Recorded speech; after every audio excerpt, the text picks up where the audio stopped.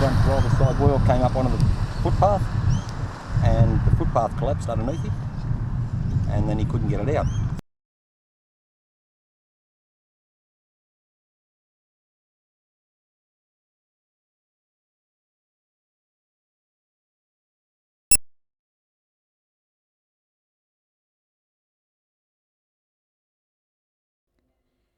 The rejuvenation of Newcastle city centre was today in the hands of the people.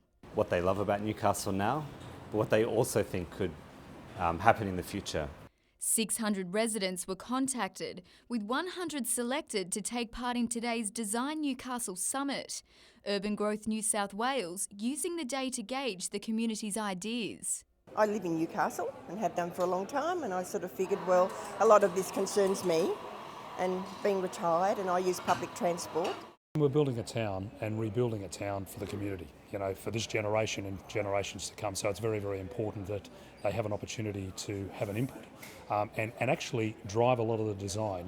The community's input will help shape Urban Growth's renewal plan, which is expected to go before the state government in October. Light rail is a massive part of the urban renewal of the city, and connecting the three precincts of the city, being the eastern end where we're looking at more residential, the civic and education precincts, and the western end with the new interchange. Residents also heard from 4 guest speakers, among them Marcus Westbury from Renew Newcastle, who's been working to activate empty spaces in the CBD and highlight the city's cultural side. Making sure that that's woven into the fabric of whatever we do from here is a really, really important part of capitalising on what Newcastle's got. Renee Feder, NBN News.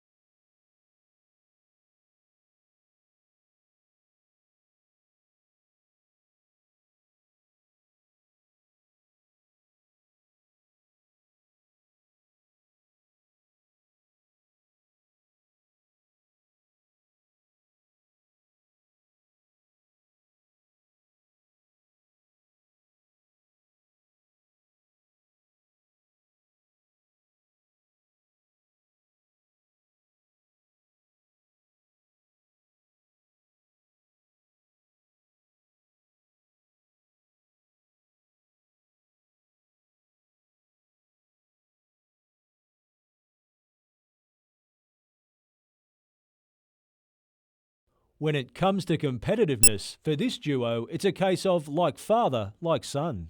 It's not the best conditions, but you just can't help it, so just keep trying. 5-time MotoGP world champion Mick Doohan mastered his chosen sport, but it's his son Jack who's now carving up the track, go-karting. He loves it, to be honest though. He loves his rugby union, he loves his athletics, so, it's just hard keeping up with him. Every weekend we're off doing something.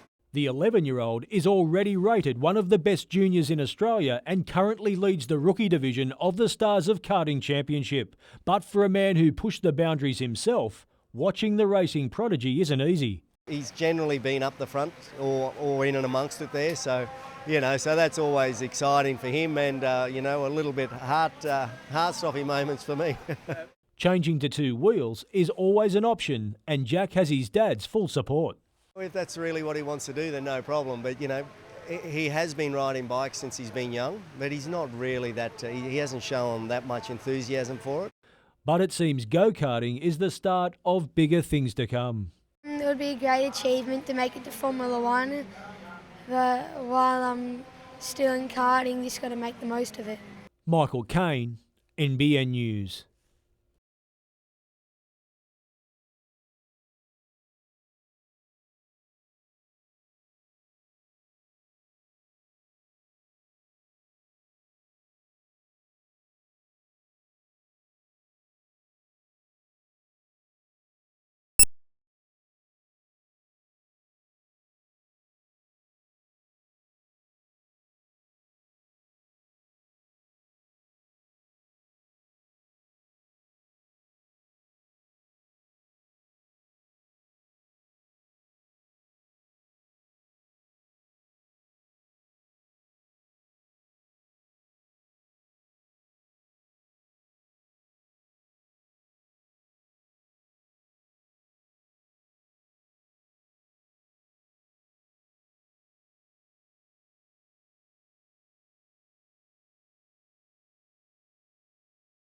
Oh, they were outstanding, mate. Sione's brother, Chanel, Jake. I mean, they're playing a quality football team here tonight.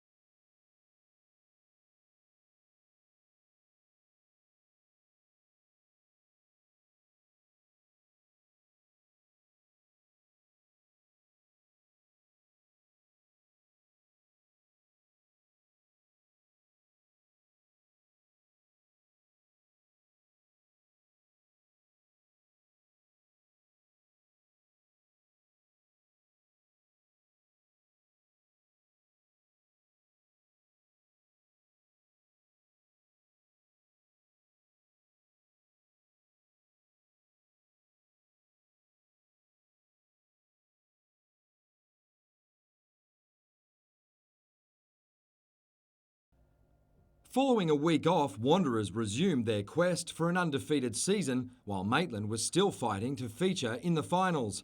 The two Blues struck first, James Wivell burrowing his way over from close range. Down 7-0, the men in black weren't having much luck with the boot. Jono O'Toole's second penalty attempt almost fell kindly for James Curran. Wanderers were creating plenty of opportunities, but handling errors cost them points. The sides then traded penalties for the remainder of the half. O'Toole landed 2, Wivell added 1, as the home side went into the break in front, 10-6. The two Blues added to their lead shortly after the break when Dylan Rowney scored. When Luke Menchen was sent for a spell, Maitland had the numerical advantage. Wivell ensured Wanderers stayed in front on the scoreboard with a further 2 penalties, making it 21-9. The travelling fans had something to cheer about right on full time as Josh McCormack grabbed Maitland's only try.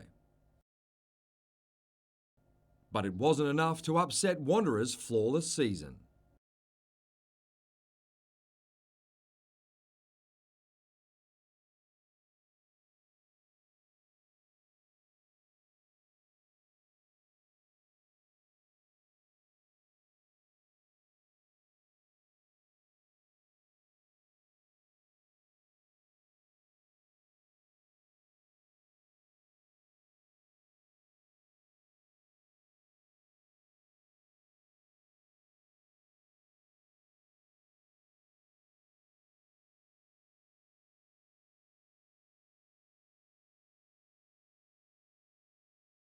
Bloodied but alive, a victim of a horrific shooting in a suburban home. Another man fighting for life. Police say just after 2 a.m, a man climbed through the window of this Jesmond home armed with a rifle, shooting a 21-year-old man in the face while he slept on a lounge with his partner.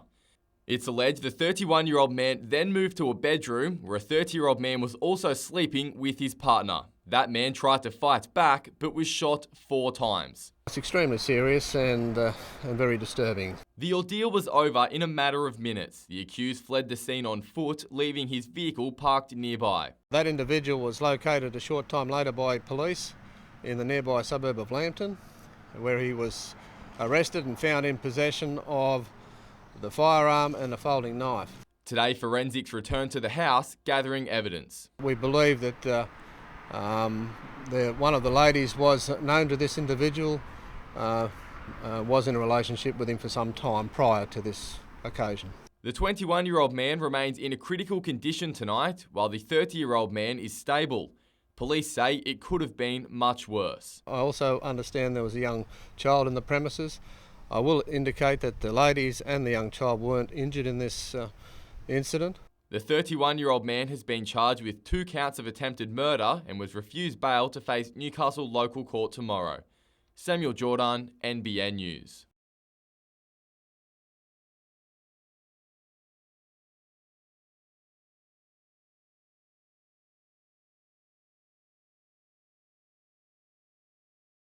Alex used to come and play more than anyone. Any of the nights used to sometimes come and play in the morning, leave his putter here and just come back after training. So he just loved it.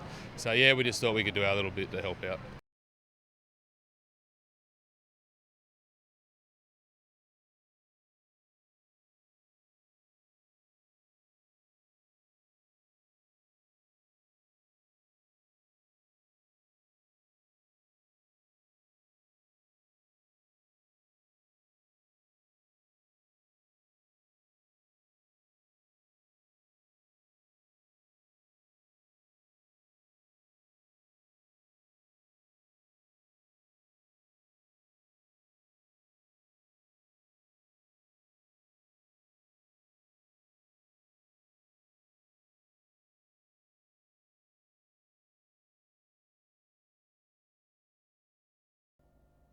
Still in with a chance of claiming the premiership, the Bears opener was worthy of a championship-winning side. Robbie Turnbull, Jason Cowburn and Gary McDermott with a classic. Charlestown City's Kane Goodchild had an early chance. His header glanced over the bar. 30 seconds later, Western was in again. A long ball drew Blues keeper Andrew Goldman out of the box. Connor Evans produced a precision finish. Evans went close to adding a second midway through the half. At the other end, Bears keeper Tim Pratt threw his body on the line to deny Daniel Bird. Just before half-time, Brock Oakley almost scored a spectacular own goal. The Blues had 2 decent chances shortly after the break, but when Evans set up Rob Macbeth, it was 3-0 to the home side. Charlestown City continued to create opportunities. Scott Smith finally put the Blues on the board. The visitors only had themselves to blame for misses like this, but any chance of a comeback ended when Bird was sent off. Another impressive finish, this time to Turnbull, ensured Western would move into second spot.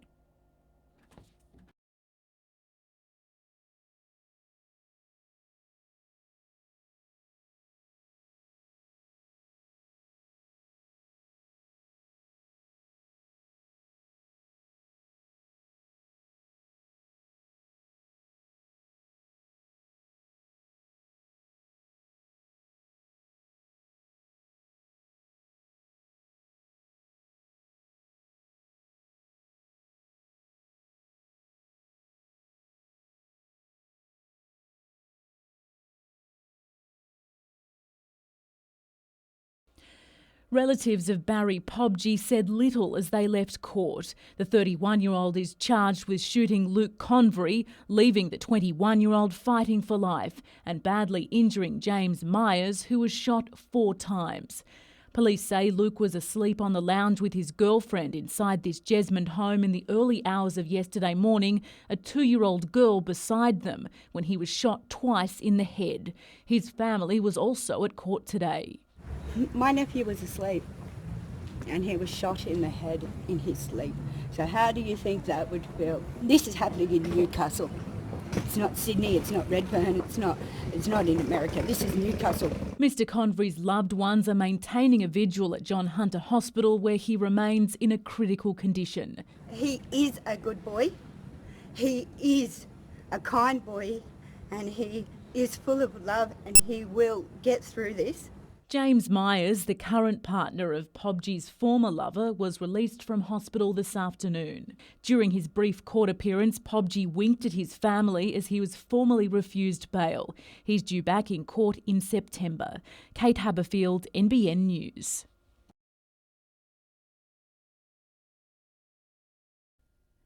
Accompanied by his lawyer, Arthur Walker Tupman left Raymond Terrace Court this morning after pleading not guilty to the charge of using a carriage service to threaten to kill. The 74-year-old Saltash man allegedly threatened the life of member for Paterson Bob Baldwin and his electorate office employees during a phone call taken by one of Mr Baldwin's staffers. It's alleged Arthur Tupman called Mr Baldwin's Raymond Terrace office on the afternoon of May 14 this year.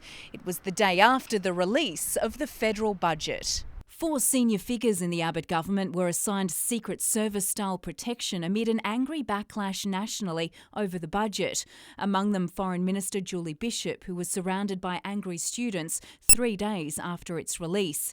Tupman's case has been adjourned to September 8. If convicted, he faces up to 10 years in prison. Mr Baldwin is unable to comment while the matter is before court. Jane Goldsmith, NBN News. Mitchell Walsh has been unemployed since last November. As part of the Work for the Dole scheme, the 20-year-old completes 12 hours a week at Soul Cafe, serving food to those doing it tough. It's very difficult. I've applied for about 180 jobs in the last month and a half. But under changes announced by the Abbott government, from next July he'll have to work 25 hours a week for his payments and apply for up to 40 jobs a month. You're spending most of your time walking around or being online and just applying. You're not really making much progress. According to the Hunter Valley Research Foundation, the unemployment rate in the Hunter is 6.5%, 1.2 higher than this time last year. About 10,000 people have been out of work for less than a year, and 9,000 have been unemployed longer.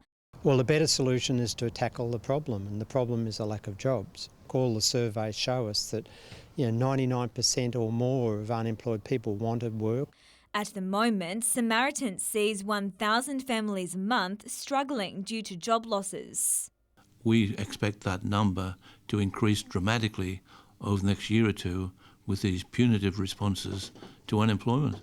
Vivian von Drainen, NBN News.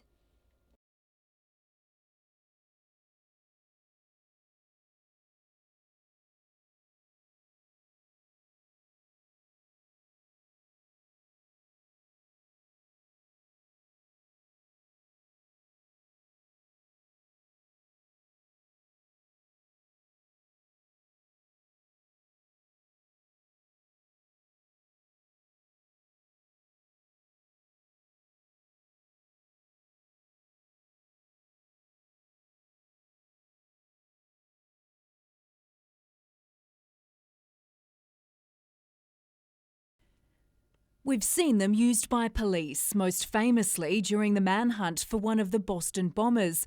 But a thermal imaging camera is also a valuable tool for firefighters, in the air or on the ground. Gives us the ability to look at an area that with the naked eye might look like there's no fire or heat in there, and actually be able to see a heat signature that indicates that there still is an ember in there. 6 of them were handed over to the RFS today, 3 each for the Lower Hunter and Lake Macquarie. After the fire disasters in New South Wales last year, the Freemasons, under the Grand Master, set up a disaster relief appeal. They just sent out the word, asked for money, and we raised about $180,000. It's a couple of months before warm weather really kicks in, and the RFS is hoping it won't see a repeat of the last bushfire season. This equipment will certainly help, showing hotspots on an otherwise dead fire ground or inside a home. One house burst into flame after the fires were apparently out. These will allow firefighters to see where there are burning embers. Most houses in a bushfire are lost through ember attack, and our firefighters do a great job, but there is times where the embers get in under eaves.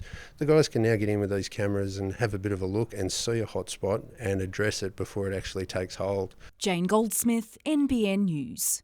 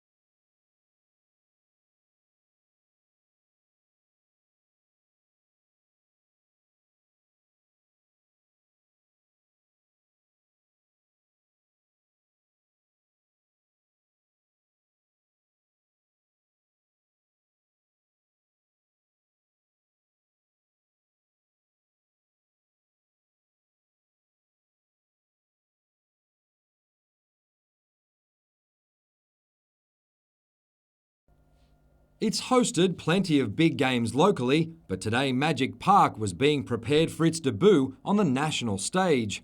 Tomorrow Broadmeadow faces former NSL powerhouse, the Brisbane Strikers.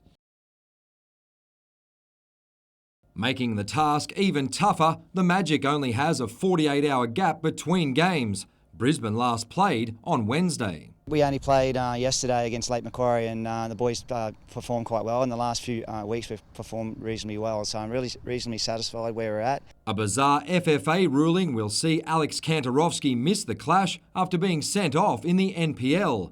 Luke Vigili is out injured, but in a boost, striker Peter Haynes is back from an overseas trip just in time. Peter deserves every opportunity to play tomorrow night. He's the most experienced player, so Peter will certainly come back into the side. Having spent thousands to host the game, Broadmeadow is hoping Hunter football fans turn out in force. For South Cardiff, its opponent, a self-described pub team, may not be as intimidating, but the road trip will be. The Gunners leave from Hunter Stadium tomorrow at 7 a.m. Busting it down to Sydney and then flying out of Sydney into Melbourne.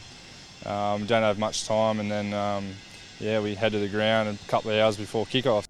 Injuries have decimated South Cardiff this season, but after losing the State Cup final, the Gunners bounce back to beat Lambton. Southie will field its best possible lineup against a team from Victoria's third tier. It's hard to tell how good they'll be, but we're trying not to be too complacent.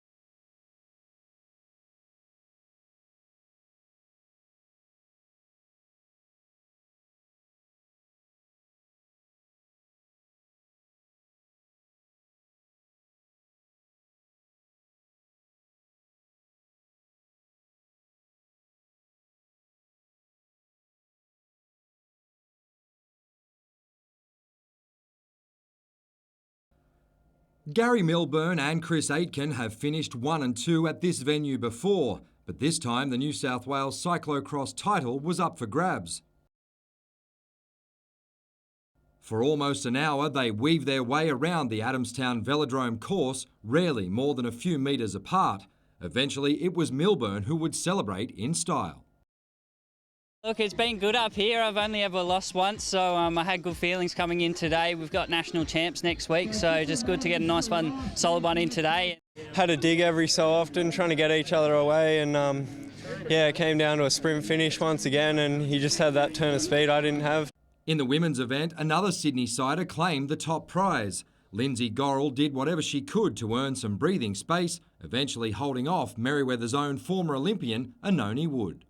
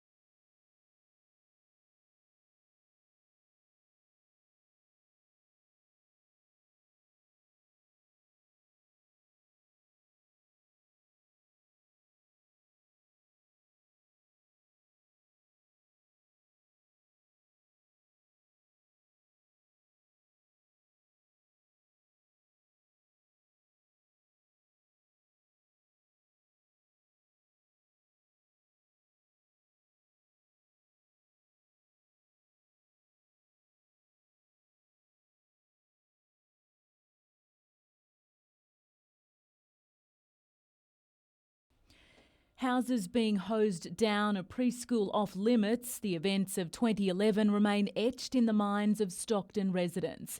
A potentially dangerous hexavalent chromium leak from the Orica plant. Making matters worse, residents weren't immediately told. It's that frightening incident and a series of other leaks that attracted a record fine from the Land and Environment Court, just over $750,000. We regret those incidents from 3 or 4 years ago, but we see it as an opportunity to look at the things we've done over the last 3 or 4 years, and I think we've done a lot. The company has since spent $200 million on site improvements. I think we learned from those incidents, so it changed Orica. We're now fundamentally different on this site. One of the complaints from residents during those incidents 3 years ago was the secrecy and lack of information coming from Orica. We're now being told Orica 2.0 is much different. We want to partner with the community, we want to partner with regulators, we want to be a sustainable operation into the future. Orica says it can now 100% guarantee there won't be a repeat of the hexavalent chromium leak. But among residents, there's still a culture of concern. But can they guarantee there's not going to be any other major incidents with their other chemicals that they're using? The large fine will be put towards a series of local environmental projects. Kate Haberfield, NBN News.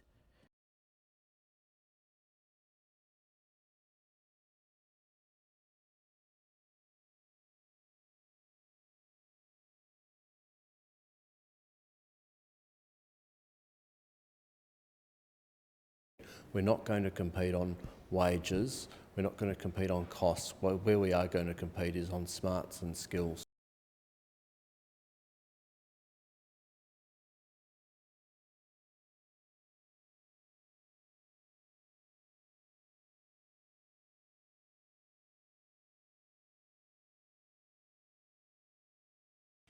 Elva Duncan has been living in her Cardiff home most of her life. It's where Mrs. Duncan and her late husband raised their daughter. It's a home filled with memories, and memories that I wanted to keep. But now that's all changed, with Mrs. Duncan and a number of neighbours being told their homes will be bought to make way for the Glendale interchange. I really wasn't concerned about the Glendale interchange because I thought it was going to be closer to the commercial centre in Glendale. I didn't think it was going to involve me. Lake Macquarie Council will buy several homes and pockets of residential land for the project. And while Mrs. Duncan knows she's being subsidised for the move... Yes, I suppose I have to give way to progress. Yes, there's no question about that, and we have no choice. That progress continues to edge closer, with Council last night resolving to begin the formal process of acquiring Railcorp land. And while some interchange work has started, it's expected to really ramp up in 12 months' time. It makes us feel that much closer to actually producing the roadworks that are going to open up this area and allow job growth into the future. Christy Reading, NBN News.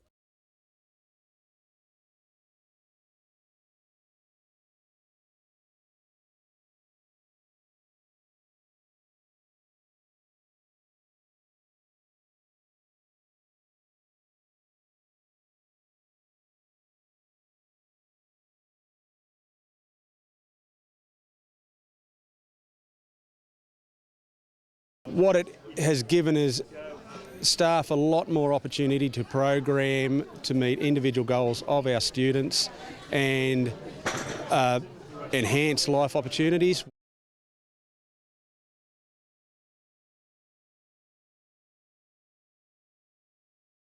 Talking about concussion in sport is all in a day's work for Andrew Gardner.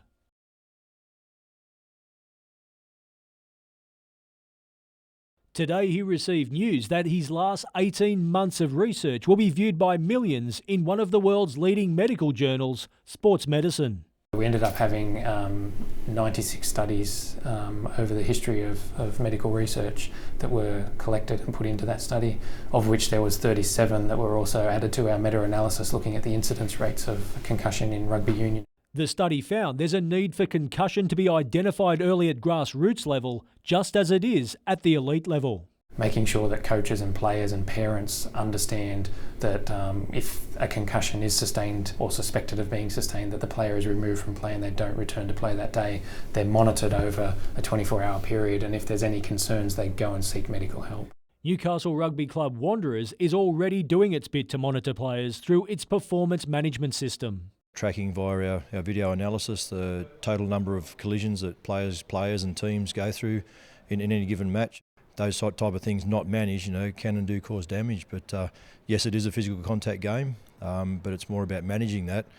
Michael Kane, NBN News.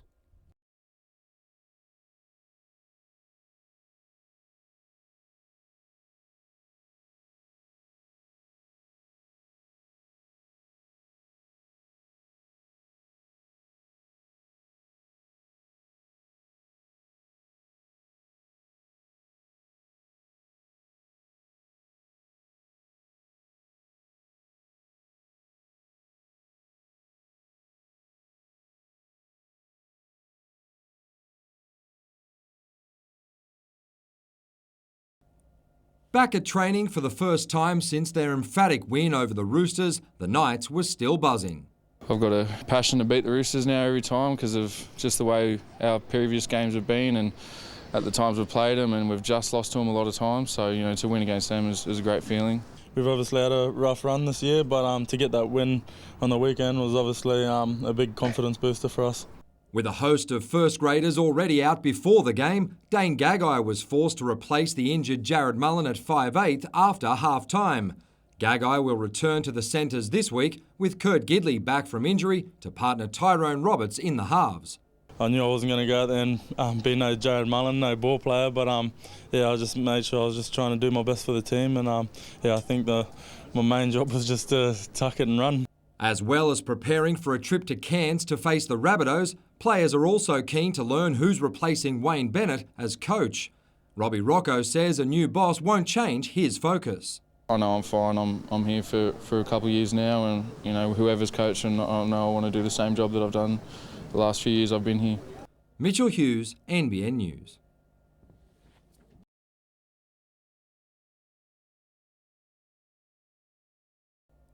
Geronimo Newman was a crowd favourite in Adelaide, but by the end of last season, it seems Reds coach Josip Gombau was no longer a fan, and the Argentine was on the outer.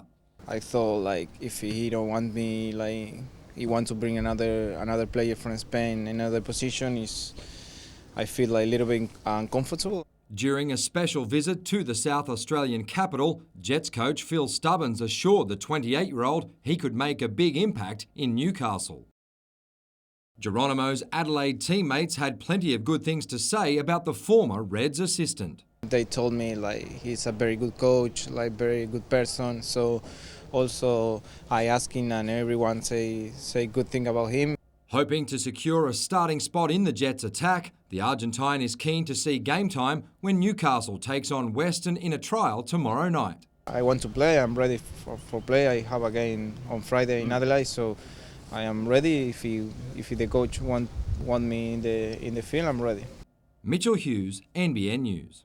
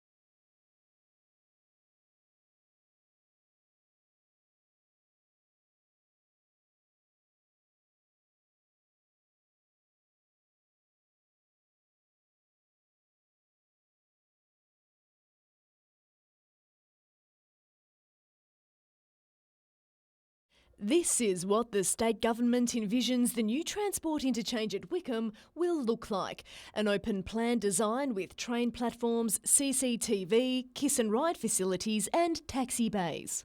This is a modern facility that really encourages people to use public transport. It will be an iconic transport hub in the middle of Newcastle. Along with the artist's impressions, the state has also revealed intentions to close the Railway Street train crossing while opening the crossing at Stewart Avenue. Oh, I know that about 20% of motorists are held up every morning or every day because of trains coming through, so just opening up that intersection alone is going to be a very positive impact for motorists. Buses will also take commuters between Hamilton Station and Newcastle until the light rail network is built. The plan will be on display and open to public comment until the end of August, but it's already attracting strong opinions. Well, it does look like a huge bus shelter, people have commented, so hardly state of the art. Perhaps not surprisingly, the Save Our Rail group has also criticised the design, saying it's a third world prefab without walls or adequate platforms, and likening it to a carport. Madeline McKell, NBN News.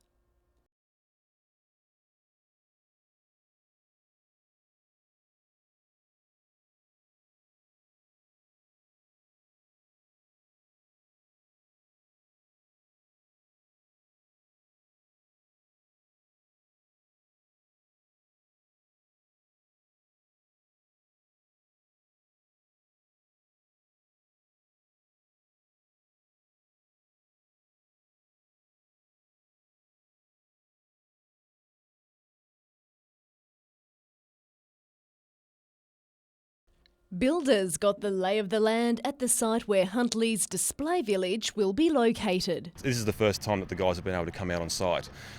So they've sort of seen their land that they've been working on now with their display homes and their designs for several months now. 34 homes will be built here, forming what Huntley developer LWP is billing as the most diverse display centre in the Hunter. 16 building companies have been awarded contracts, providing job security for tradesmen like Stephen Murray. Have a project's going to run for 20 years, 7,500 lots. Hopefully there's going to be a lot of work for us for a long time. Groundworks began here back in February, and developers say everything is on track. All the roads are cut in now, we're levelling the lots off, even starting to look at the services and things now. This site, known as Catherine's Landing, will be stage 1 of the $1.5 billion residential project.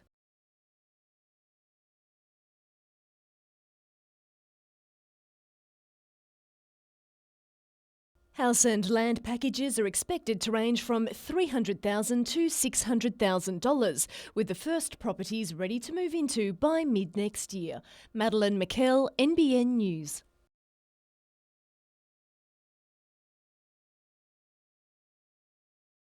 For those struggling to make ends meet, this could be home. Nestled in Mayfield, 22 new affordable housing units finally open for inspection. After recognising the pressure faced by many in the Hunter to meet market rental prices, the Catholic Diocese of Maitland-Newcastle created a new option worth $7.8 million. A mixture of 1, 2 and 3 bedroom properties are up for lease, with Bishop Bill Wright today given the grand tour. We're conscious that people struggle sometimes to find stable housing, family, kids, all that stuff that makes so much difference to people's lives. The development is designed to foster a sense of community, creating homes where residents are encouraged to interact with their neighbours. The development also includes 2 supported accommodation homes. We've all known families who anguish over where, disabled children of theirs are going to live when they can't care for them and all that sort of thing. There's always a need, and we've been in this field for a while, and we're extending what we're able to offer to disabled people. Emma Murphy, NBN News.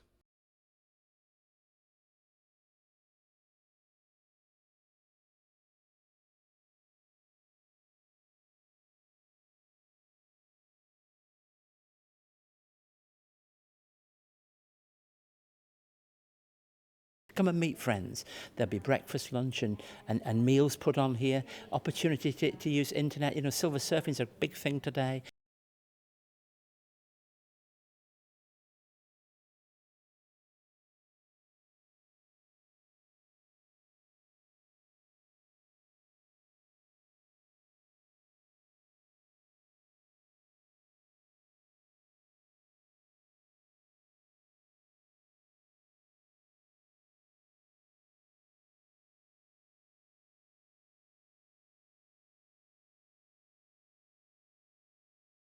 It's all about community involvement, community health, especially male health with the men's shed.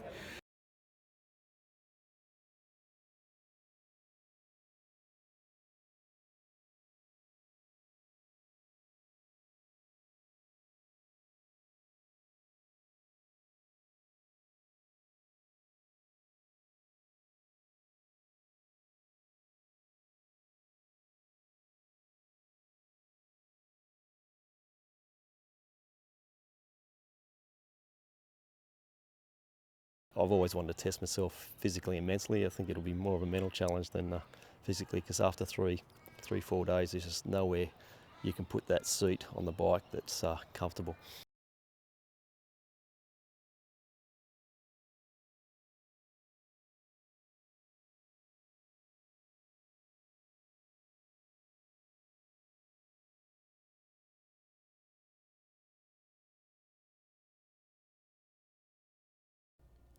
"18 months in and out of the courts hasn't changed what makes Jonathan Moylan tick. The Newcastle environmentalist wants to save forests from mining. I've been through 1 year and a half of uncertainty, but the population of Maules Creek has been through 5 years of not knowing what the future of their community will hold. Last week, he was handed a suspended jail sentence of 1 year and 8 months. In 2013, he issued a fake media release, which led investors to think a loan approved for Whitehaven Coal by ANZ had been withdrawn. It caused Whitehaven's share price to plummet. The loan was for money the company needed to build a controversial coal mine at Maules Creek, near Boggabri. I wanted to draw ANZ out publicly on their loan. It was never my intent to have an impact on the market, and it caught me by surprise. That's something that I deeply regret. Mr Moylan argues the mine threatens the Leard State Forest. He camped there for 8 months in 2012. I saw the existing Boggabri mine pulverising critically endangered forest, and I met the community. Now, construction of the mine has begun, but at least 24 people continue to protest at the site. Whitehaven Coal maintains it has taken all reasonable steps to develop the plan and avoid or offset environmental impacts. Vivian von Drainen, NBN News.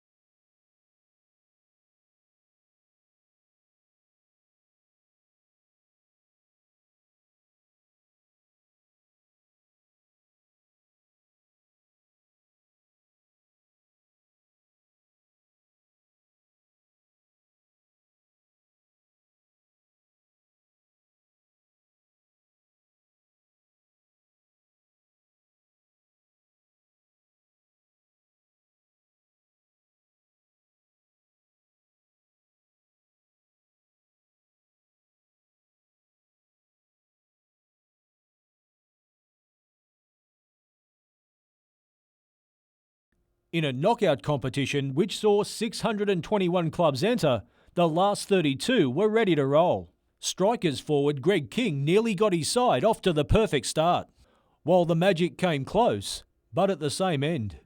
The real action came in the second half. Smart work down the right from Scott Pettit, putting the home side ahead. But the celebrations were short-lived as the visitors countered. Matt Thurtell, unmarked, took his chance.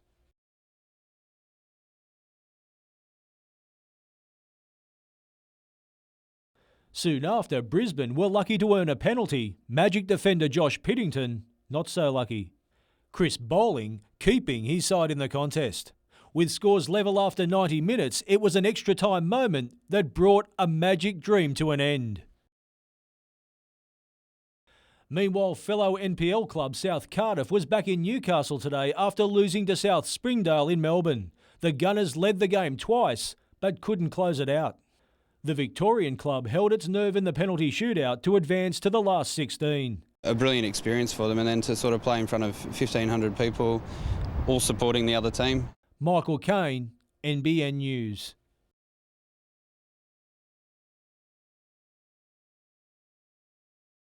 With the A-League season just around the corner, the Jets have received a much-needed boost.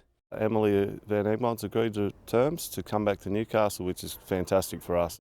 The Matildas' strike weapon is currently plying her trade with the Chicago Red Stars in America, but will be back in Newcastle just in time for the club's first-round clash with defending champions Melbourne on September 13. It's international experience, playing in professional leagues overseas. She brings that back to the table now for these younger girls who have come out of the emerging Jets to be part of that and see, what the next level's all about.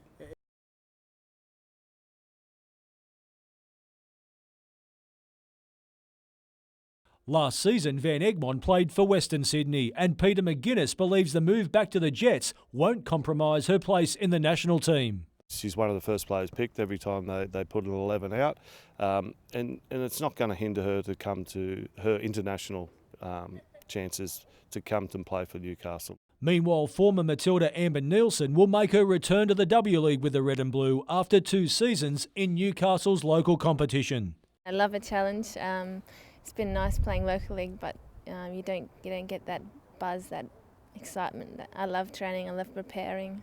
Michael Kane, NBN News.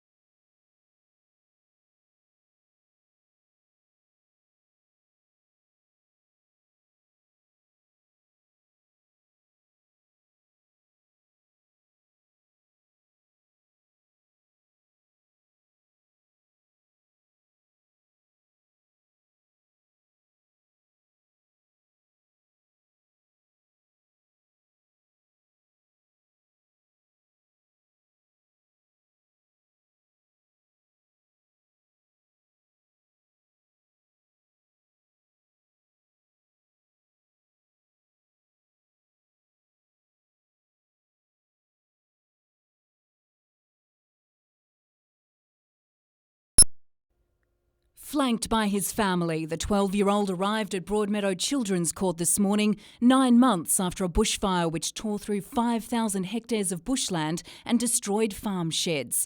The ferocious blaze also forced the closure of Newcastle Airport, the Williamtown RAF base and the Pacific Highway and forced hundreds from their homes. The boy had previously pleaded guilty to setting fire to bushland at Raymond Terrace on the morning of October 13, then 2 hours later starting another fire on land owned by Hunter Water at Heather Bray. That was the most destructive of the two and lasted 7 days. He was 11 years old at the time. The court heard he used a cigarette lighter to light grass. He was observed fanning the blaze with a tree branch. As the boy's mother wept, Magistrate Peter Feather described it as one stupid and seriously criminal act which led to so much destruction and misery, and one person was the cause of it. It was also revealed the youth had consumed alcohol and cannabis since he was 10 years of age and did not have a clean history.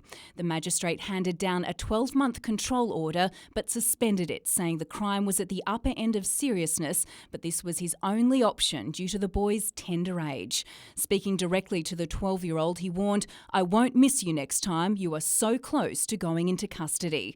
The magistrate praised the bravery of emergency personnel who protected properties in horrific and frightening conditions.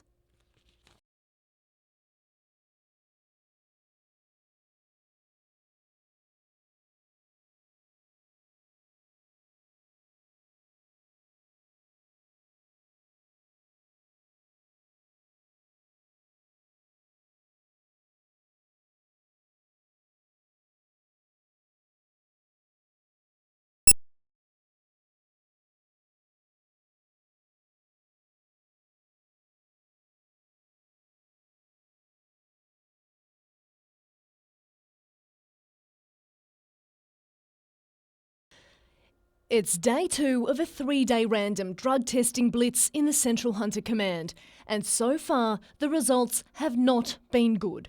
Yesterday, the police tested 55 drivers, and of that, 21 persons tested positive to illicit drugs. That's a whopping 40%. This morning, another 10 were allegedly caught. Now, that's a frightening statistic. Police say the drugs being found are marijuana, methamphetamine and ecstasy. Motorists have been targeted at Maitland, Cessnock and Singleton. The community really needs to have a look at this, the results of these operations, and really think about their behaviour behind the wheel. Here's how the blitz works. First, drivers are pulled over and tested. If they have a positive result, they're sent to the drug bus, where a second swab is taken and the sample analysed. Now, if that second test goes positive, they're prohibited for driving for a period of 24 hours. The sample is then sealed and sent to Sydney, where a definitive test is carried out and criminal charges finalised. Police warn this sort of random drug testing will increase across the region. We have to get the message across, and it'd be, don't do drugs. You cannot take drugs and drive a motor vehicle because the consequences can be fatal. Madeline McKell, NBN News.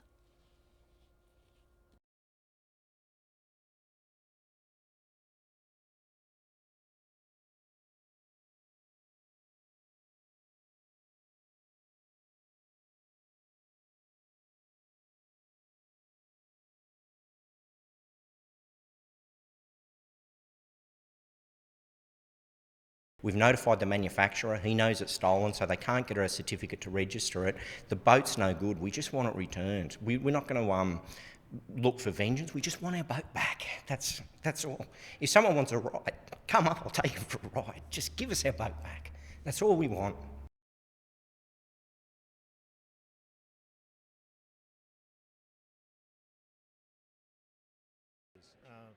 They're isolated, a lot of these things. We haven't got the manpower.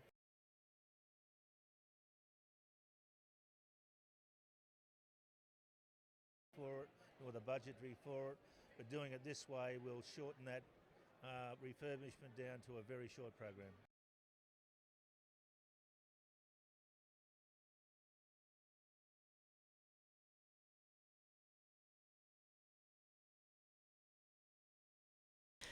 The Save Our Rail group has vowed to maintain the rage. We're going to fight.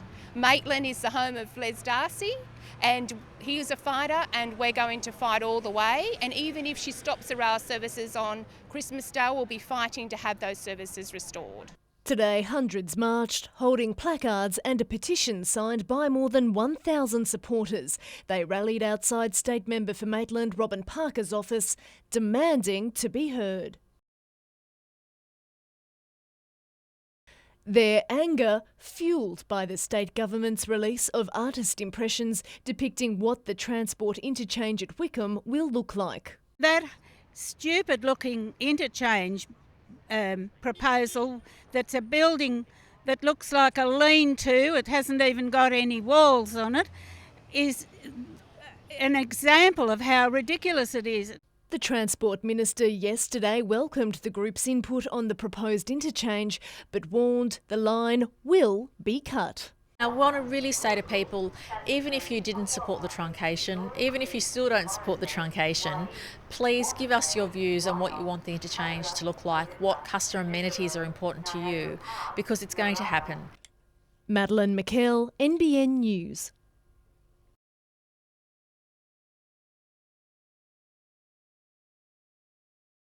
Bullied and intimidated. That's how members of the United Services Union say they feel about Newcastle Council's response to their concerns over the outsourcing of services, particularly for public pools. They really didn't address any of the matters that we raised. They've simply said that we're scaremongering. Now they're taking action. On the weekend of August 9 and 10, union members will not collect fees for council services. That means ratepayers wanting to get a head start on spring cleaning will be rewarded, with a trip to the tip being free, while parking inspectors could choose to look the other way. It's about rewarding the community, and our members provide great services to the community.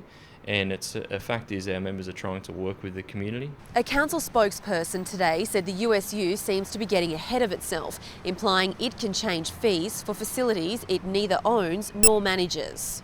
Council also said union members may be forgetting those fees and charges pay their wages. We want to sit down in a professional manner and resolve these issues.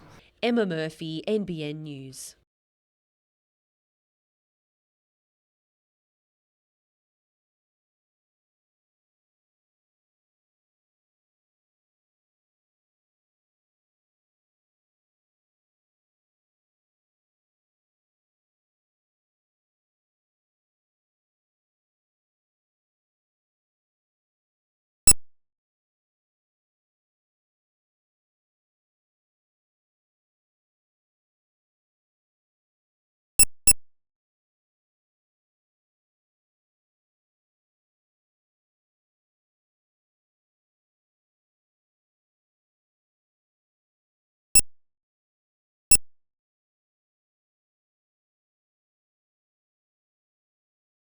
Last weekend, the Knights took charge on field.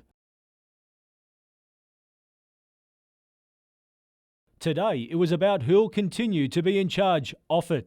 Club great Matt Gidley. It's been a tough tenure for the rookie CEO, plagued by off-field dramas, but he believes he's the better for it. There's no doubt I lacked experience when I first took on the job 3 years ago. I've certainly picked up a lot of experience in 3 years. His most pressing task now, deciding who'll take over from outgoing coach Wayne Bennett. I think it'll definitely be before the end of the season, absolutely. It's well advanced now, but we've been through a thorough process because it's important that, it's a really key appointment for our club. There's been speculation former Knights coach Rick Stone is the favourite. Kids, does Rick Stone deserve the job, given the last couple of years? Look, mate, I really enjoyed my time with Stoney and his time. Look, he's been waiting in the wings for a while. Tomorrow the side heads north for this weekend's clash with Souths, looking to continue its recent form. The best thing we can do from there is bounce back with another win and enjoy ourselves in Cairns. Michael Kane, NBN News.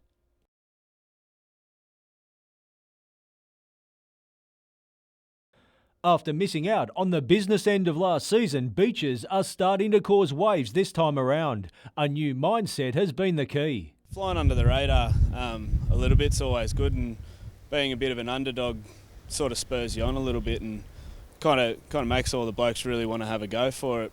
Hayden Gavin says laying a platform through the forwards has produced dividends in the second half of the season. Yeah, well, that's been one of our biggest advantages this year, is our big forward pack have really been on the front foot setting up the platform for our faster skilled backs.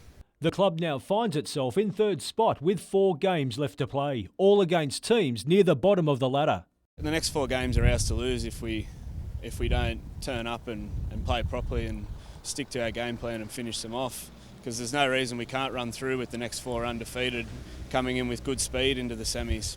Beaches play Lake Macquarie this weekend, while East are at home to the Hawks. The Marlins take on Maitland, the Students face the defending premiers, and in the local derby, Wanderers clash with Merriweather. Michael Kane, NBN News.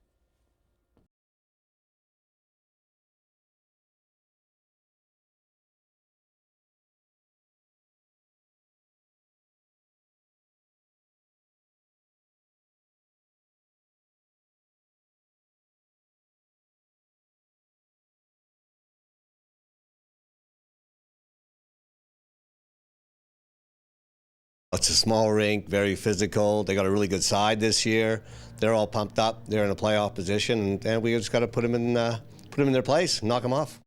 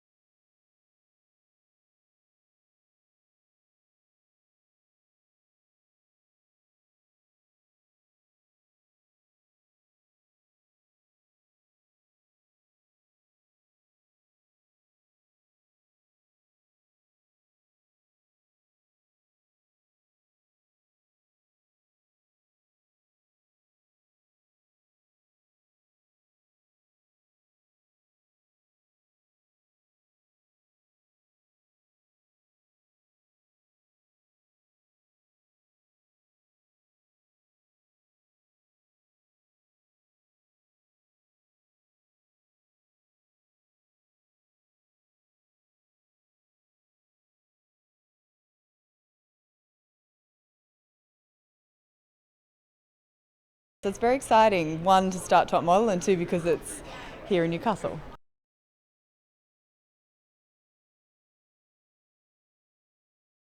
Just someone that stands out, someone that's sure of themselves, not necessarily overtly confident, but just someone that, knows themselves and wants to be in the industry